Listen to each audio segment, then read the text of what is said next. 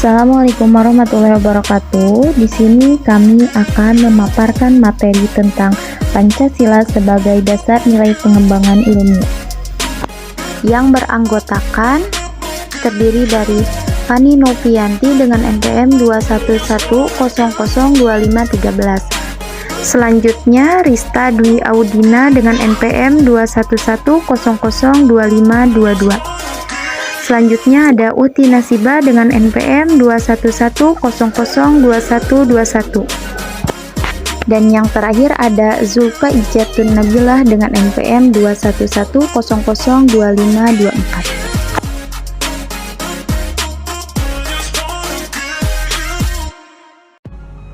Hakikat ilmu pengetahuan, pengertian pengetahuan teknologi. Kata ilmu berasal dari bahasa Arab alima dan berarti pengetahuan. Kata ini dalam bahasa Indonesia kita ekuivalenkan dengan istilah sains berasal dari bahasa Latin yang juga berarti pengetahuan. Ilmu adalah pengetahuan. Ilmu mengandung 3 kategori, yaitu hipotesis, teori, dan dalil hukum. Hipotesis adalah dugaan, pikiran berdasarkan sejumlah data. Apabila data itu valid, hipotesis akan menjadi tesis atau hipotesis menjadi teori. Jika teori mencapai generalisasi yang umum, maka akan menjadi dalil apabila teori memastikan hubungan akibat yang serba tetap. Secara etimologis, pengetahuan berasal dari kata dalam bahasa Inggris yaitu knowledge. Dijelaskan bahwa definisi pengetahuan adalah kepercayaan yang besar.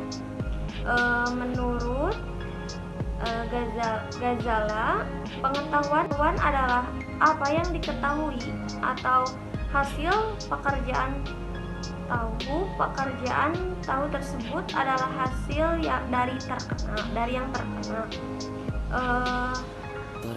Sadar, mengetahui, dan pandai. Orang pragmatis, terutama John Dewey, tidak membedakan pengetahuan dengan kebenaran. Jadi pengetahuan itu harus benar. Kalau tidak benar adalah kontradiksi. Sebagaimana dikutip oleh Swedi tahun 2016-222 mengemukakan bahwa pengetahuan yang dimiliki manusia ada 4, yaitu pengetahuan biasa, pengetahuan ilmu, pengetahuan filsafat, dan pengetahuan agama.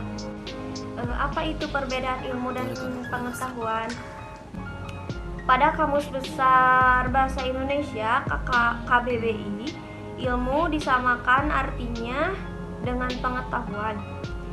Dari asal kata dapat diketahui bahwa pengetahuan diambil dari kata dalam bahasa Inggris, yaitu knowledge.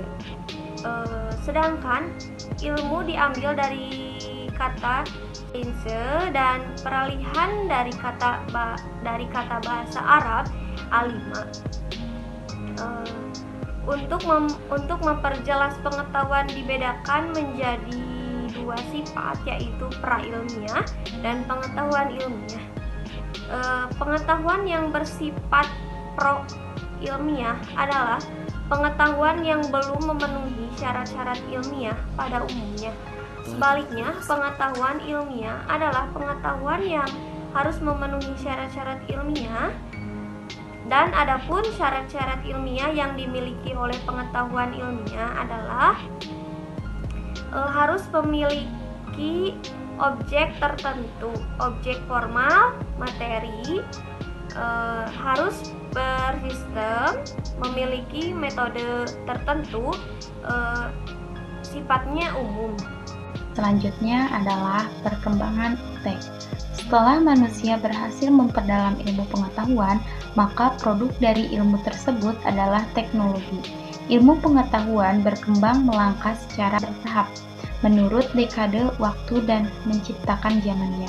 Dimulai dari yang pertama, zaman pra-Yunani kuno, yang kedua, zaman Yunani kuno, yang ketiga, zaman abad pertengahan, yang keempat ada zaman Renaissance, dan yang kelima ada zaman modern, yang terakhir ada zaman kontemporer, yaitu dari abad 20 sampai seterusnya.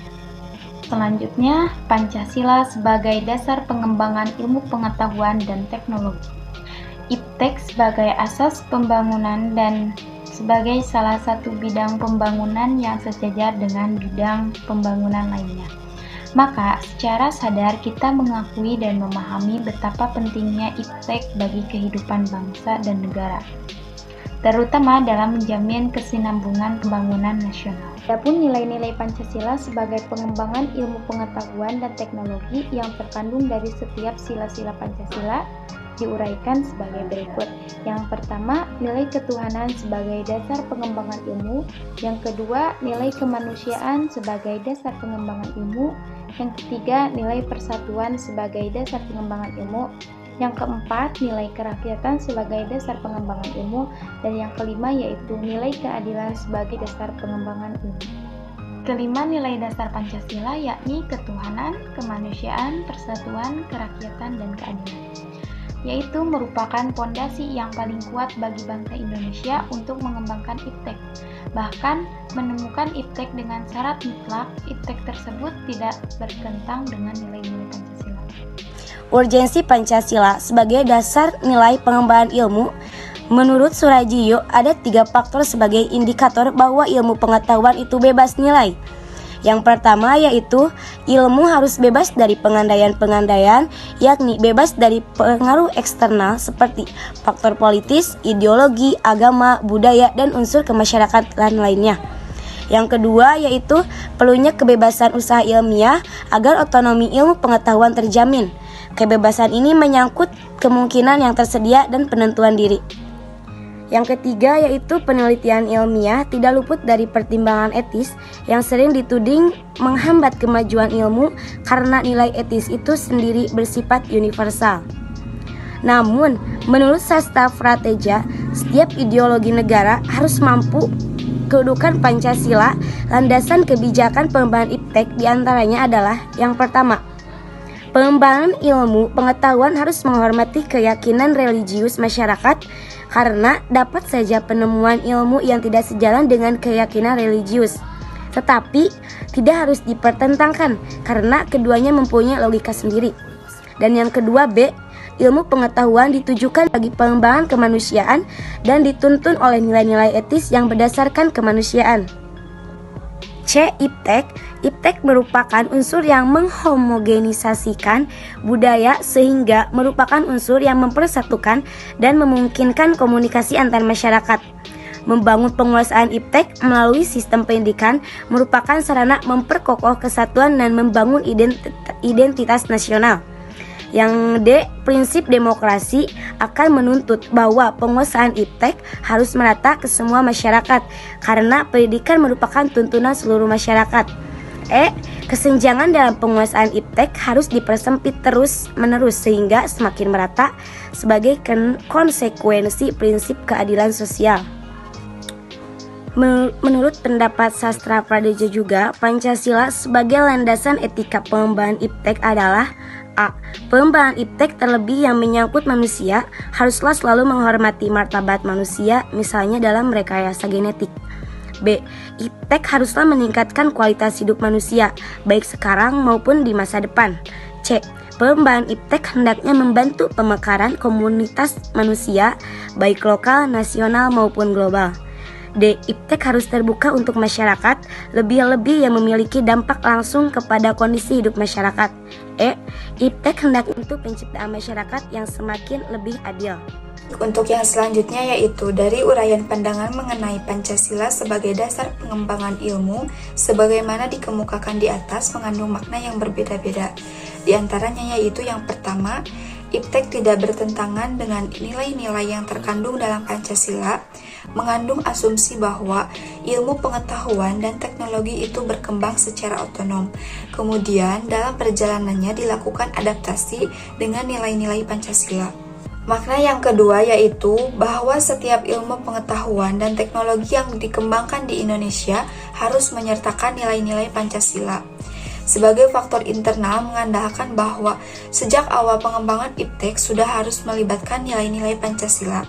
Namun, keterlibatan nilai-nilai Pancasila ada dalam posisi tarik ulur. Artinya, ilmuwan dalam mempertimbangkan sebatas yang mereka anggap layak untuk dilibatkan.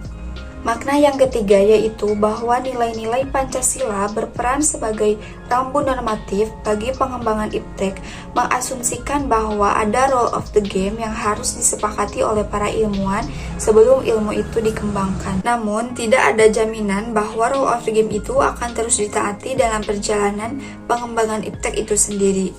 Sebab, ketika Iptek terus berkembang, aturan main seharusnya terus mengawal dan membayangi agar tidak terjadi kesenjangan antara perkembangan Iptek dengan rule of the game.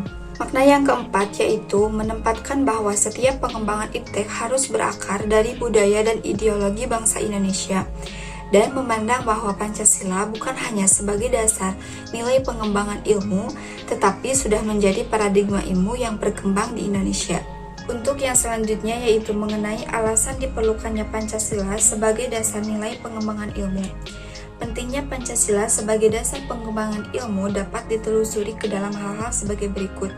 Yang pertama, pluralitas nilai yang berkembang dalam kehidupan bangsa Indonesia dewasa itu seiring dengan kemajuan Iptek menimbulkan perubahan dalam cara pandang manusia tentang kehidupan. Hal ini membutuhkan renungan dan refleksi yang mendalam agar bangsa Indonesia tidak terjerumus ke dalam penentuan keputusan nilai yang tidak sesuai dengan kepribadian bangsa. Yang kedua yaitu dampak negatif yang ditimbulkan kemajuan Iptek terhadap lingkungan hidup berada dalam titik nadir yang membahayakan eksistensi hidup manusia di masa yang akan datang.